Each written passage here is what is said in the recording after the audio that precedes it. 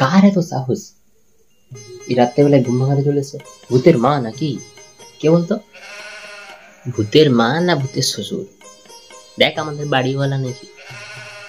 Metre drop করা বিদ্যুতের থেকেও বেশি ভয়ঙ্কর।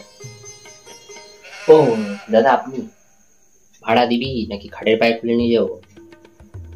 মাস শেষ হয়নি, তোর দায়িত্বপত্র জন্মের আগে শেষ হয়ে গেছে মনে হচ্ছে। ভাই, লোকটা ঢুকলে ঘরের বাতাস ইমোশনাল ড্যামেজ খায়। চুপ কর, শুনে ফেললে ফ্রিজের মোটর খুলে নিয়ে চলে যাবে।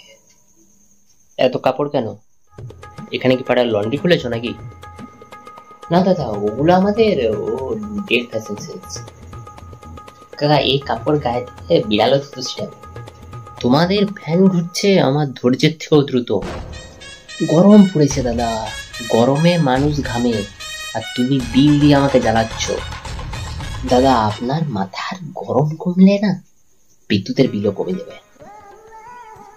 আমার হাঁড়িটাকে ব্যবহার করেছিল? না না দাদা, ভুল করে ভেবেছিলাম কমিউনিটি কিচেন।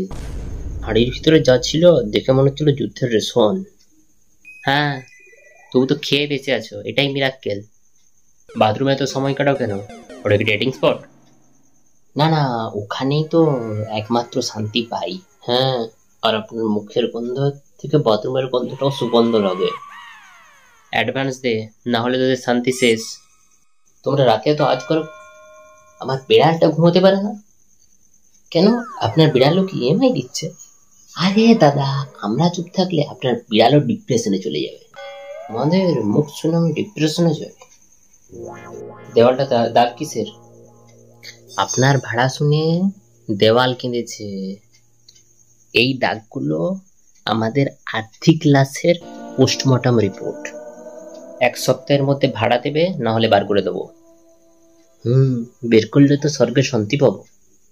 আপনার মুখ আর দৈনিক ঝামেলা কোনোটাই মিস করব না। আমি ভালো মানুষ। আরে, আপনি ভালো মানুষ হলে তো আমি দুনিয়ার সবচেয়ে ধনী গরিব। ভূতটা গেল। হ্যাঁ, কিন্তু রেগে গেলে ভাড়ার ভূত।